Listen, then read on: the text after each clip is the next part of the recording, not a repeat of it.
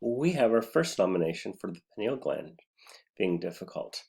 Now, this slide is the slide from 2009 to 2009. And we could see the pinealocytes. There's nice and pink, and then the pineal stand would stand out like this. This slide is from 2019, 2020. So it's lost a lot of color. So these are still the pinealocytes.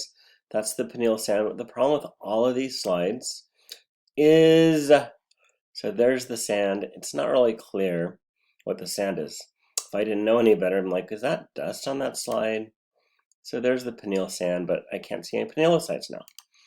So our slides were very, very poor. So if I look online, this is what it's supposed to look like.